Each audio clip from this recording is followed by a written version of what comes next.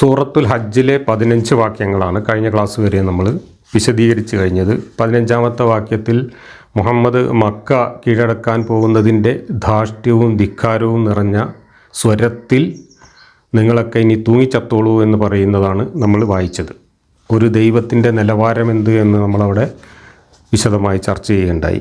ഇനി 16-ാമത്തെ വാക്യം, അപ്രകാരം വ്യക്തമായ തെളിവുകളുമായി നാം ഈ ഖുർആൻ അവതരിപ്പിക്കുന്നു. അള്ളാഹു കരുതുന്നവരെ അവൻ നേർവഴിയിലേക്ക് നയിക്കുന്നു.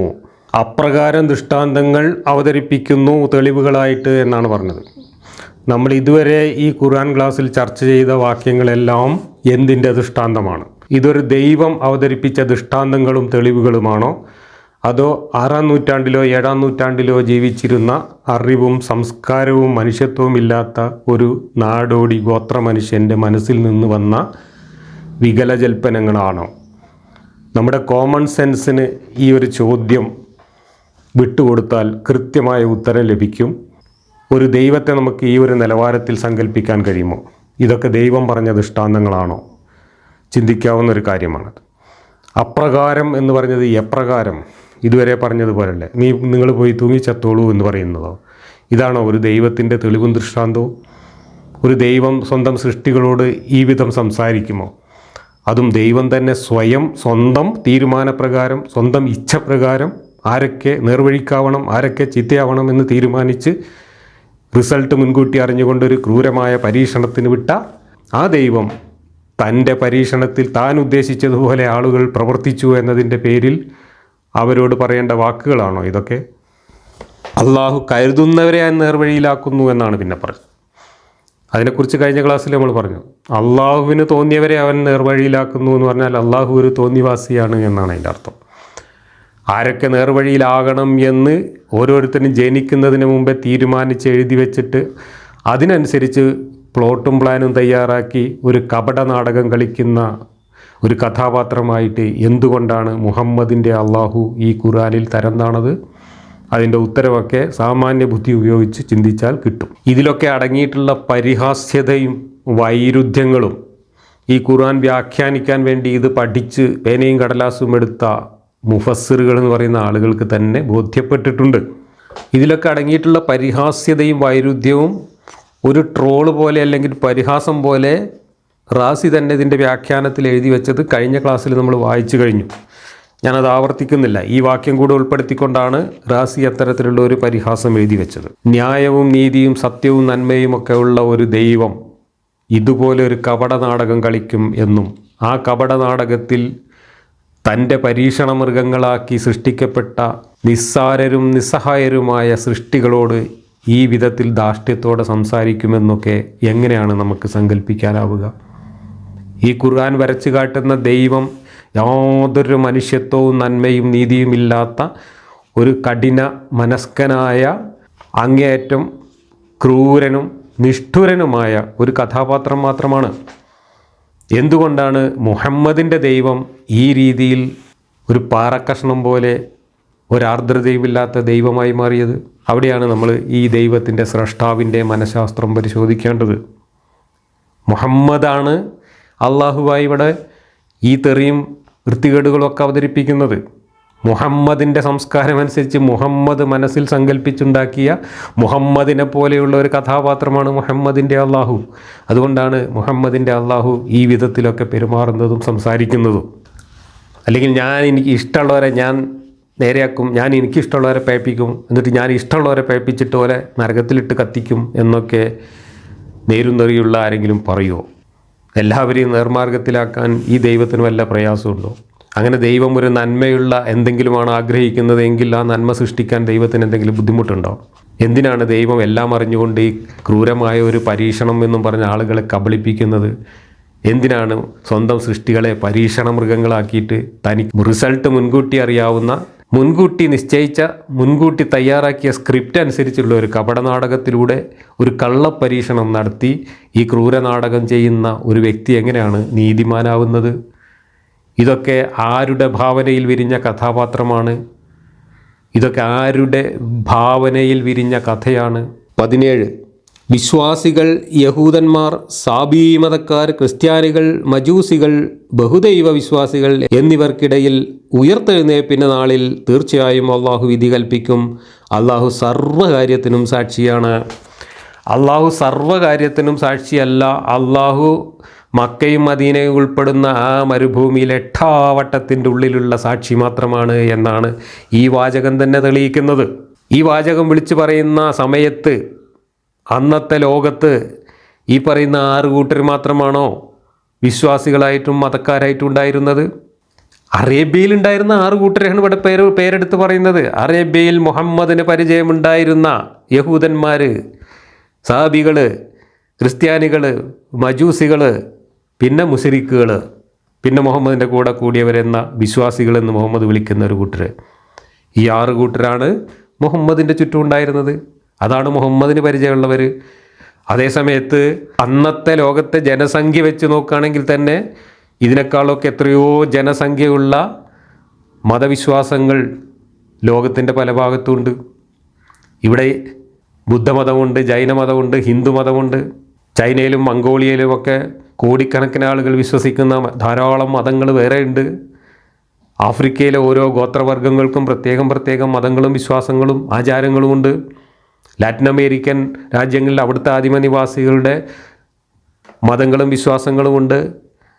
ഈ കണ്ട ആയിരക്കണക്കിന് മതങ്ങൾ ലോകത്ത് നിലനിൽക്കുന്ന ഒരു കാലത്താണ് ആ അറേബ്യയുടെ എട്ടാവട്ടത്തിൽ മുഹമ്മദിന് പരിചയമുള്ള 5-6 മതക്കാരുടെ പേര് പറഞ്ഞുകൊണ്ട് അവരെ അന്ത്യദിനത്തിൽ വിചാരണ ചെയ്ത് വിധി കൽപ്പിക്കും എന്ന് പറയുന്നത്. ഇനി മറ്റു മതക്കാരുടെ ഒന്നും പേരുകൾ അറിയില്ലെങ്കിലും അള്ളാഹുവിന് അത്രയ്ക്കൊന്നും ഓർമ്മശക്തി ഇല്ലെങ്കിലും വേറെയും കുറേ മതക്കാരെന്ന് സൂചിപ്പിക്കുന്ന ഒരു വാചകമെങ്കിലും ഇതിൽ ഉൾപ്പെടുത്തണ്ടേ? അപ്പോൾ അള്ളാഹുവിന് ഈ 6 കൂട്ടരെ അറിയുള്ളൂ. അപ്പോൾ ആ 6 കൂട്ടർ മതി മൂപ്പർക്ക്. ബാക്കി ലോകത്ത് പലയിടത്തും പലതരം വിശ്വാസങ്ങളും മതങ്ങളുമായി മനുഷ്യർ ജീവിക്കുന്നുണ്ട് എന്നുള്ള വിവരമൊന്നും സർവ്വകാര്യങ്ങൾക്കും സാക്ഷ്യം വഹിക്കുന്ന ഈ അള്ളാഹുവിന് ഉണ്ടായിരുന്നില്ല എന്ന് ഈ വാചകം തന്നെ തെളിയിക്കുന്നുണ്ട്. ഇല്ലെങ്കിൽ പൊതുവായിട്ടെങ്കിലും അതുപോലെയുള്ള ആയിരക്കണക്കിന് മതവിശ്വാസികളെയും ഞാൻ അവിടെ വിചാരണ ചെയ്യുമെന്ന് പറയണ്ടേ? അത് പറഞ്ഞിട്ടില്ല, പറയാനുള്ള വിവരമില്ല. അത് തന്നെയാണ് സംഭവം. 18-ാമത്തെ വാക്യം: ആകാശങ്ങളിലുള്ളവരും ഭൂമിയിലുള്ളവരും സൂര്യനും ചന്ദ്രനും നക്ഷത്രങ്ങളും പർവ്വതങ്ങളും വൃക്ഷങ്ങളും ജന്തുക്കളും മനുഷ്യരിൽ കുറേ പേരും അള്ളാഹുവിന് പ്രണാമം അർപ്പിക്കുന്നത് നീ കണ്ടില്ലേ? കുറേ പേരുടെ കാര്യത്തിൽ ശിക്ഷ സ്ഥിരപ്പെടുകയും ചെയ്തു. അള്ളാഹു ആരെ നിന്ദിച്ചുവോ അവനെ ആദരിക്കാൻ ആരും തന്നെയില്ല. തീർച്ചയായും അള്ളാഹു കരുതിയത് ചെയ്യുന്നു. ആവർത്തനമാണ് ഇതൊക്കെ. ഈ അധ്യായത്തിൽ തന്നെ ഇപ്പോൾ എത്ര പ്രാവശ്യം പറഞ്ഞതാണ്. പർവ്വതങ്ങളും പക്ഷികളും ജന്തുക്കളും ആകാശത്തുള്ളതും ഭൂമിയിലുള്ളതും ഒക്കെ അള്ളാഹുവിനെ പ്രണമിക്കുന്നത്, അള്ളാഹുവിനെ സുജൂദ് ചെയ്യുന്നത് നീ കാണുന്നില്ലേ എന്നാണ് ഇവിടെ ചോദിക്കുന്നത്. മുഹമ്മദ് അതൊക്കെ കണ്ടിട്ടുണ്ടാവും. കാരണം മുഹമ്മദിൻ്റെ മാനസികാവസ്ഥയിൽ മുഹമ്മദ് ഇങ്ങനെ നോക്കുമ്പോൾ ഈ പ്രപഞ്ചത്തിലുള്ള സകല സാധനങ്ങളും മുഹമ്മദിൻ്റെ അള്ളാഹുവിനെ സുജൂദ് ചെയ്യുന്നതായിട്ട് തോന്നിയിട്ടുണ്ടെങ്കിൽ അത് മുഹമ്മദിൻ്റെ വിഭ്രാന്തി മാത്രമാണ്. നമ്മളാരും ഈ പ്രകൃതിയിൽ ഒരു സാധനവും അള്ളാഹുവിനെ സുജൂദ് ചെയ്യുന്നത് കണ്ടിട്ടില്ല. ഇനി അങ്ങനെ സുജൂദ് ചെയ്യുന്നു എന്ന് സങ്കല്പിക്കുകയാണെങ്കിൽ തന്നെ അത് അള്ളാഹുവിനെ ആവണമെന്നില്ലല്ലോ. ഓരോ നാട്ടിലും അവരവരുടെ ദൈവങ്ങളെ സുജൂദ് ചെയ്യുന്നു എന്ന് സങ്കല്പിക്കാം. ഇനി സുജൂദ് തന്നെ ചെയ്യണമെന്നൊന്നുമില്ല. ഈ സുജൂദ് പറഞ്ഞ ഏർപ്പാട് ഇവർക്ക് മാത്രമുള്ളതാണ്. ഈ പ്രകൃതിയിലുള്ള സകലമായ സാധനങ്ങളും അള്ളാഹു എന്ന പടച്ചോനെ സുജൂദ് ചെയ്യുന്നില്ലേ, അത് നീ കാണുന്നില്ലേ എന്നൊക്കെയാണ് ചോദിക്കുന്നത്. നമ്മളാരും കണ്ടിട്ടില്ല, മുഹമ്മദ് കണ്ടിട്ടുണ്ടാവും. നമ്മളിവിടെ ഈ പ്രകൃതിയിലുള്ള എല്ലാ സാധനങ്ങളും വേറെ ഏതോ ഒരു പടച്ചോനെ സുജൂദ് ചെയ്യുന്നു എന്ന രീതിയിലല്ല. പ്രകൃതിയിൽ വൈവിധ്യമാർന്ന ഒരുപാട് കാര്യങ്ങൾ നടക്കുന്നുണ്ട്. ഓരോന്നിനും അതിൻ്റേതായ ഗുണങ്ങളും സവിശേഷതകളും നമ്മൾ കാണുന്നുണ്ട്. അതൊക്കെ ഈ പ്രകൃതിയിലെ വൈവിധ്യമായിട്ടും പ്രകൃതിയുടെ സൗന്ദര്യമായിട്ടും നമ്മൾ ആസ്വദിക്കുകയാണ് ചെയ്യുന്നത്. അതല്ലാതെ ഈ സാധനങ്ങളൊക്കെ കുത്തിയിരുന്നിട്ട് ഈ അള്ളാഹു എന്ന് പറയുന്ന ഒരു പ്രാദേശിക ഗോത്ര ദൈവത്തിന് സുജൂദ് ചെയ്യല്ല. അതൊക്കെ മുഹമ്മദിൻ്റെ ഭാവനയാണ്. അതുകൊണ്ടാണ് നീ കാണുന്നില്ലേ എന്ന് മുഹമ്മദിൻ്റെ തൊള്ളോണ്ട് മുഹമ്മദിനോട് മുഹമ്മദിൻ്റെ പടച്ചോൻ ചോദിക്കുന്നത്. അള്ളാഹു ആരെ നിന്ദിച്ചുവോ അവനെ ആദരിക്കാൻ ആരും തന്നെ ഇല്ല. പറഞ്ഞതും ചരിത്രവിരുദ്ധമാണ്, വസ്തുതാ വിരുദ്ധമാണ്. അള്ളാഹു നിന്ദിച്ചവർ എന്ന് പറയുന്നത് ആരാണ്? അള്ളാഹുവിനെ വിശ്വസിക്കുകയും അള്ളാഹുവിൻ്റെ പേരിൽ ആരാധന നടത്തുകയും ചെയ്യുന്ന മുസ്ലിങ്ങൾ എന്ന് പറയുന്ന ഒരു വിഭാഗം. അതിൽ തന്നെ ഏതാണ് ശരി എന്നുള്ളതിൻ്റെ പേരിൽ 900 ഗ്രൂപ്പുകളായി തർക്കിക്കുന്നുണ്ട്. 72 ഗ്രൂപ്പായി പിരിയും. അതിലൊരു ഗ്രൂപ്പ് മാത്രമേ ശരിക്കുള്ള അള്ളാഹിൻ്റെ ആൾക്കാരാവുള്ളൂ എന്നൊക്കെ പറഞ്ഞ കഥകളൊക്കെ അവിടെ ഉണ്ട്. അങ്ങനെ കുറച്ച് ആൾക്കാർ മാത്രം അള്ളാഹുവിനെ ആരാധിക്കുന്നവരും ബാക്കിയുള്ളവരൊക്കെ അള്ളാഹുവിനാൽ നിന്ദിക്കപ്പെട്ടവരുമാണ് എന്നാണ് കണക്ക്. അങ്ങനെയാണെങ്കിൽ ഈ ലോകത്ത് ജീവിച്ചിരിക്കുന്നവരും ജീവിച്ച് മരിച്ചു പോയവരുമായ മനുഷ്യ സമൂഹത്തിൽ 90, 95, 99% മനുഷ്യരും അള്ളാഹുവിൻ്റെ നിന്ദക്ക് പാത്രമായവരാണ്. അവരെ ആരും ആദരിക്കുന്നില്ല എന്നൊക്കെയാണ് ഇവിടെ അള്ളാഹു പറയുന്നത്. അവരെ ആരും ആദരിക്കുന്നില്ല എന്ന് പറഞ്ഞാൽ അതൊക്കെ വസ്തുതകളുമായിട്ട് വല്ല പൊരുത്തമുണ്ടോ? ഇന്ന് ലോകത്ത് എണ്ണത്തിൽ വളരെ കുറച്ചുള്ളൂ ജൂതന്മാർ. ആ ജൂതന്മാരിലാണ് ലോകത്ത് ഏറ്റവും കൂടുതൽ വിജ്ഞാനത്തിൻ്റെ പേരിലും ശാസ്ത്ര സാങ്കേതിക വിദ്യയുടെ പേരിലുമൊക്കെ നോബൽ സമ്മാനങ്ങളൊക്കെ കിട്ടി ആദരിക്കപ്പെട്ടിട്ടുള്ളത്. ലോകം ആദരിക്കുന്ന ഒരുപാട് മഹാന്മാർ ഈ ജൂത സമൂഹത്തിൽപ്പെട്ടവരുണ്ട്. അള്ളാഹു ഏറ്റവും കൂടുതൽ നിന്ദിച്ച കൂട്ടരാണ് ജൂതന്മാരെന്നാണ് ഈ കഥ പറയുന്നത്. ക്രിസ്ത്യാനികൾ ലോകമാകെ വ്യാപിച്ച മറ്റൊരു മതസമൂഹമാണ് ക്രിസ്തു മതം. ആ സമൂഹത്തിൽ നിന്നാണ് ലോകത്ത് ഒരുപാട് മഹാന്മാരും പണ്ഡിതന്മാരും ശാസ്ത്രജ്ഞരും കലാകാരന്മാരും സാഹിത്യകാരന്മാരും ഒക്കെ ഉണ്ടായിട്ടുള്ളത്. അവരൊക്കെ ലോകത്ത് ആദരിക്കപ്പെട്ടിട്ടുണ്ട്. അവരുടെ മത നേതാക്കന്മാർ പോലും ലോകത്തെല്ലായിടത്തും ആദരിക്കപ്പെടുന്നുണ്ട്. നമ്മുടെ നാട്ടിൽ പോലും ഇവിടുത്തെ ക്രിസ്ത്യൻ പാതിരിമാരും ഇവിടുത്തെ മറ്റു മതത്തിൽപ്പെട്ട ആളുകളും അവരുടെ സന്യാസിമാരും ഒക്കെ 10,000-കണക്കിന് ആളുകളാൽ ആദരിക്കപ്പെടുന്നുണ്ട്. പിന്നെ എന്താണ് ഈ അള്ളാഹു ഈ പറഞ്ഞതിൻ്റെ അർത്ഥം? അള്ളാഹുവിനാൽ നിന്ദിക്കപ്പെട്ടവർ ആരാലും ആദരിക്കപ്പെടുകയില്ല എന്ന് പറയുന്ന ഈ വാചകം ശുദ്ധാസംബന്ധമാണ്. ഇതൊരു പ്രവചനമാണെങ്കിൽ ആ പ്രവചനം പൊളിഞ്ഞ് പാളിസായിട്ടുണ്ട് എന്ന് പറയാം. തീർച്ചയായും അള്ളാഹു കരുതിയത് ചെയ്യുന്നു. പിന്നെയും അള്ളാഹു ഒരു തോന്നിവാസിയാണ് എന്നാണ് ഇവിടെയും പറയുന്നത്. അങ്ങനെ അള്ളാഹു കരുതിയത് മാത്രമാണ് ലോകത്ത് നടക്കുന്നതെങ്കിൽ, അള്ളാഹു കരുതിയത് മാത്രമാണ് ചെയ്തുകൊണ്ടിരിക്കുന്നതെങ്കിൽ, ആ അള്ളാഹു ചെയ്ത തോന്നിവാസങ്ങൾക്കെല്ലാം മറ്റുള്ളവരെ കുറ്റം പറയുകയും ചീത്ത വിളിക്കുകയും അവരെ ശിക്ഷിക്കാൻ കാത്തിരിക്കുന്നു എന്ന് ഭീഷണി മുഴക്കുകയും ഒക്കെ ചെയ്യുന്നതിൽ എന്ത് നീതിയും ന്യായവുമാണുള്ളത്? റാസി എഴുതുന്നു, അള്ളാഹു വഴി കാണിക്കുന്നവരെക്കുറിച്ചും വഴി കാണിക്കാത്തവരെക്കുറിച്ചുമാണ് ഈ സൂക്തം. റാസിയുടെ ട്രോളാണ് കേട്ടോ. അടിസ്ഥാനപരമായി 3 കാര്യങ്ങളിലാണ് മുസ്ലിങ്ങളോട് മറ്റുള്ളവർ വിയോജിക്കുന്നത്. അള്ളാഹു ഇച്ഛാനുസരണം പ്രവർത്തിക്കുന്നവനും ഇച്ഛാനുസരണം മനുഷ്യരെ പ്രവർത്തിക്കാൻ വിടുന്നവനുമാണ്. രണ്ടാമത്തേത് പ്രവാചകത്വം. മനുഷ്യർ ഭിന്നിച്ച 3-ാമത്തെ കാര്യം ആരാധ്യനാര് എന്നതിലെ ചൊല്ലിയാണ്. ഈ വിഷയം അൽ-ബഖറ അധ്യായത്തിൽ വിശദമായി വിവരിക്കപ്പെട്ടതായതിനാൽ ഇവിടെ ആവർത്തിക്കുന്നില്ല. മനുഷ്യരെ സ്ഥലകാല പരിഗണനകൾ അനുസരിച്ചാണ് വേർതിരിക്കുക എന്നും അല്ല അവരുടെ കർമ്മങ്ങൾ അനുസരിച്ചാണെന്നും അഭിപ്രായങ്ങളുണ്ട്. രണ്ടാമത്തേതാണ് ഇവിടെ ഉദ്ദേശിക്കുന്നതെന്ന് കരുതാം.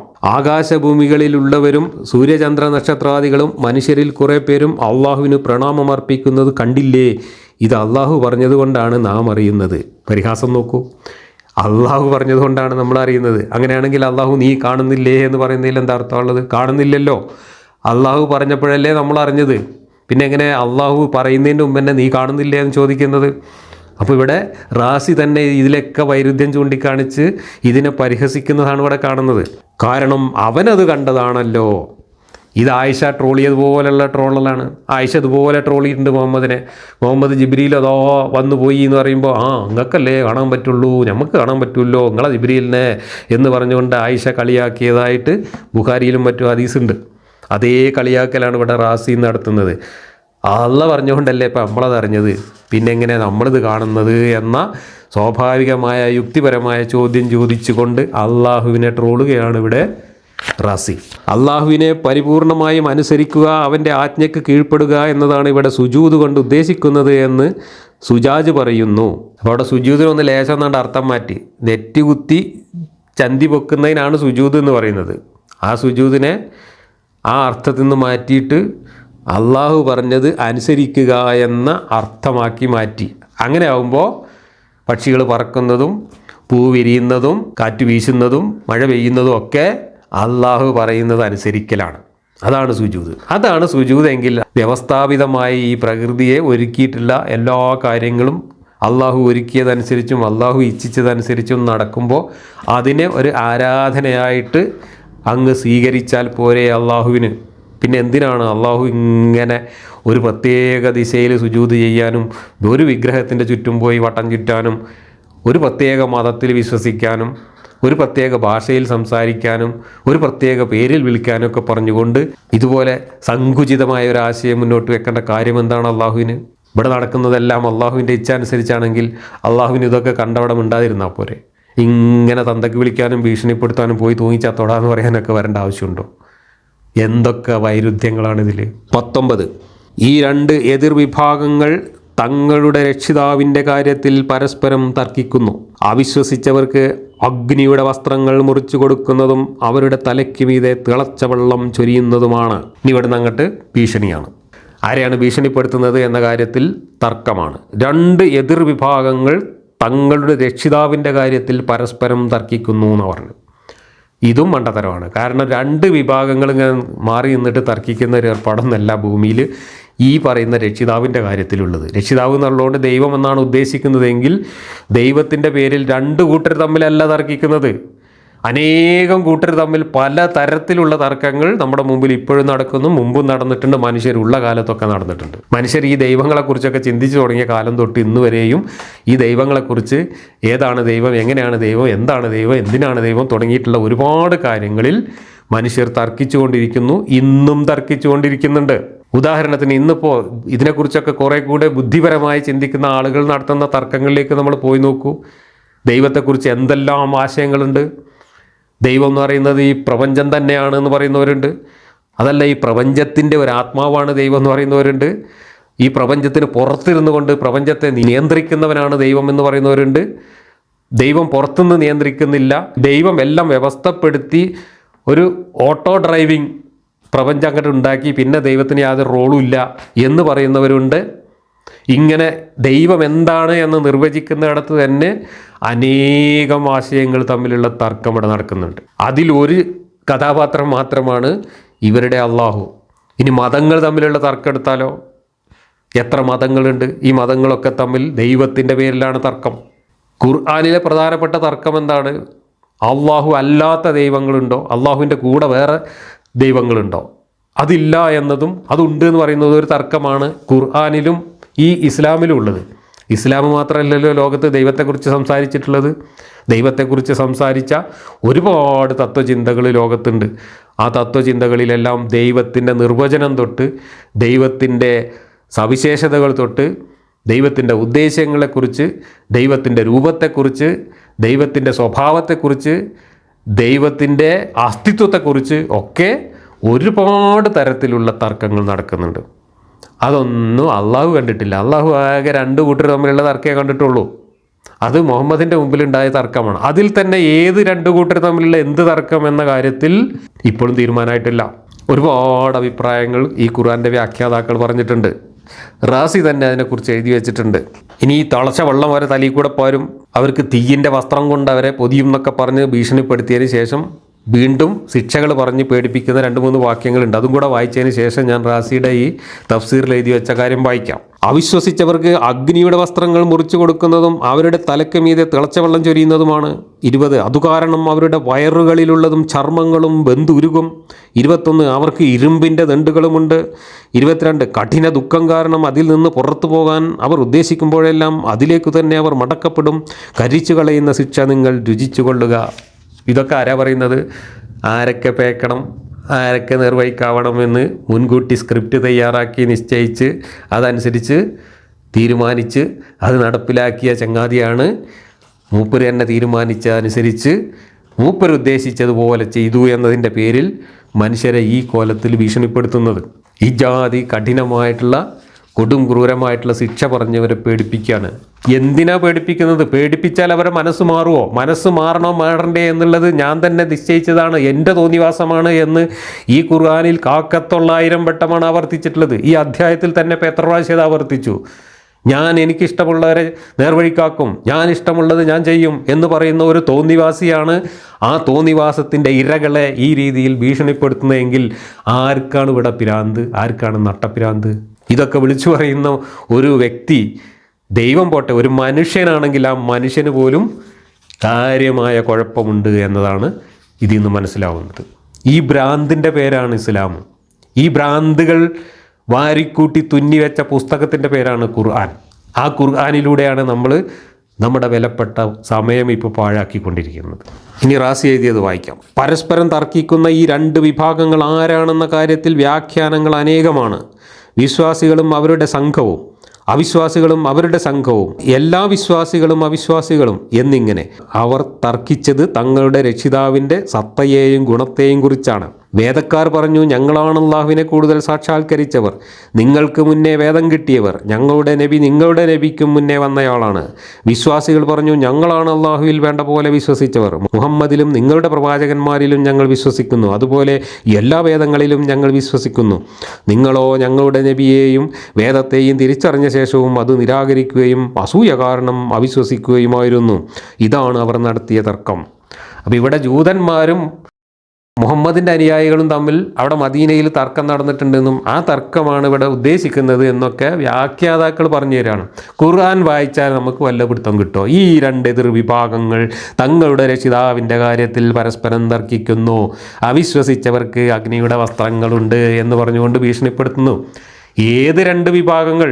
അതൊന്നും ഇവിടെ പറഞ്ഞിട്ടില്ല. അതൊക്കെ വ്യാഖ്യാതാക്കൾ അന്വേഷിച്ച് കണ്ടുപിടിച്ചിട്ട് എഴുതി വെച്ചതാണ്. അവർക്ക് തന്നെ അത് ആരെക്കുറിച്ചാണ് പറയുന്നത്, എന്ത് തർക്കമാണ്, ആര് തമ്മിലുള്ള തർക്കമാണ് എന്നതിനെക്കുറിച്ചൊന്നും ഒരു നിശ്ചയമില്ല. ചിലർ പറയുന്നു അത് മക്കാ മുശ്രിക്കുകളുമായിട്ട് മുമ്പേ നടക്കുന്ന തർക്കമാണ്. വേറെ ചിലർ പറയുന്നു അല്ല, മദീനയിലെ ജൂതന്മാരായിട്ട് നടന്ന തർക്കമാണ്.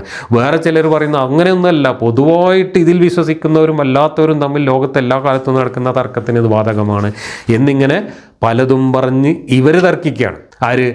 ഈ മതം വിശ്വസിക്കുന്ന, അള്ളാഹുവിൽ വിശ്വസിക്കുന്ന, സ്വർഗത്തിലെ കള്ളും പെണ്ണും കിട്ടുമെന്ന് പ്രതീക്ഷിച്ചുകൊണ്ട് ഇതിൻ്റെ പിന്നാലെ കൂടിയ ആളുകൾ പരസ്പരം അവരുടെ കിതാബിൽ പറഞ്ഞത് എന്തിനെക്കുറിച്ചാണ് എന്നതിനെക്കുറിച്ച് തർക്കിക്കുകയാണ്. എന്നിട്ട് ആ കിതാബിലാണ് പറയുന്നത് ആരോ തർക്കിക്കുന്നു. എന്നിട്ട് ആ തർക്കിക്കുന്നതിൽ ഒരു കൂട്ടർക്ക് സ്വർഗവും ഒരു കൂട്ടർക്ക് നരകവുമാണ് പിന്നെ വിശദീകരിക്കുന്നത്. തുടർന്ന് അള്ളാഹു അവിശ്വാസികൾക്ക് നൽകുന്ന ശിക്ഷകൾ വിവരിക്കുന്നു. അഗ്നിയുടെ വസ്ത്രവും നരകത്തിൻ്റെ പുതപ്പും വിരിപ്പും ഇരുമ്പിൻ്റെ ദണ്ഡുകളും ദണ്ഡനങ്ങളും.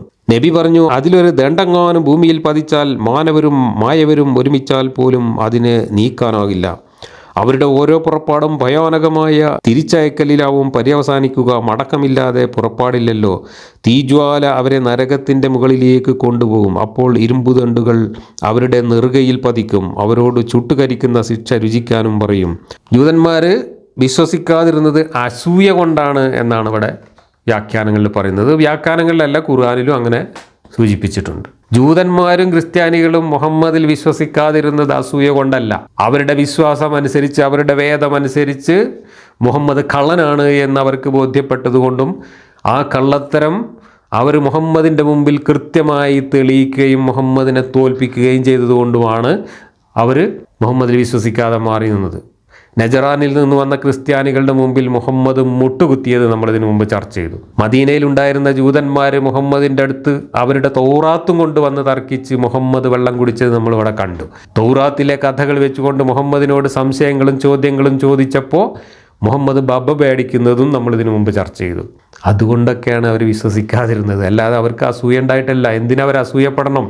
സത്യം ഇതാണ് എന്ന് ബോധ്യപ്പെട്ടാൽ എന്തിനസൂയപ്പെടണം? അവർ പറഞ്ഞല്ലോ, ഞങ്ങൾക്കിത് ബോധ്യപ്പെട്ടാൽ ഞങ്ങൾ വിശ്വസിക്കാം എന്ന് അവർ പറഞ്ഞു. മക്കക്കാരും പറഞ്ഞു, ഞങ്ങൾക്കിത് ബോധ്യപ്പെട്ടാൽ ഞങ്ങൾ വിശ്വസിക്കാം, പരീക്ഷണത്തിന് തയ്യാറുണ്ടോ? മക്കക്കാർ ചോദിച്ചു. അപ്പോൾ അവിടുന്ന് എന്തൊക്കെയോ പറഞ്ഞ് തടി കഴിച്ചിലാക്കുകയാണ് ചെയ്തത്. ജൂതന്മാരടുത്ത് എന്തൊക്കെയോ ബബ്ബ പറഞ്ഞ് രക്ഷപ്പെടുകയാണ് ചെയ്തത്. ക്രിസ്ത്യാനികളടുത്ത് തോറ്റു തുന്നം പാടിയപ്പോൾ ഒരു മുബാഹല നടത്താൻ വെല്ലുവിളിച്ചുകൊണ്ട് രക്ഷപ്പെടുകയാണ് ചെയ്തത്. ഇതൊക്കെയാണ് ചരിത്രം. ആ ചരിത്രമൊക്കെ നമ്മുടെ മുമ്പിൽ ഈ കിതാബുകളിൽ നിന്ന് തന്നെ ലഭ്യമാണെന്നിരിക്കെ അസൂയ കൊണ്ടാണ് അവർ വിശ്വസിക്കാതിരുന്നത് എന്ന വാദം ബാലിശമാണ്, ശുദ്ധ അസംബന്ധമാണ്. ഇനിയിപ്പോൾ നരകം പറഞ്ഞിടത്തൊക്കെ സ്വർഗം പറയണം, വിശ്വാസികൾക്കുള്ള സമ്മാനം കൂടെ പറയണം. അത് ഖുർആൻ്റെ ഒരു പതിവ് ശൈലിയാണ്. വിശ്വസിക്കുകയും സൽക്കർമ്മങ്ങൾ പ്രവർത്തിക്കുകയും ചെയ്തവരെ താഴ്ഭാഗത്തു കൂടി നദികൾ ഒഴുകുന്ന സ്വർഗത്തോപ്പുകളിൽ തീർച്ചയായും അല്ലാഹു പ്രവേശിപ്പിക്കും.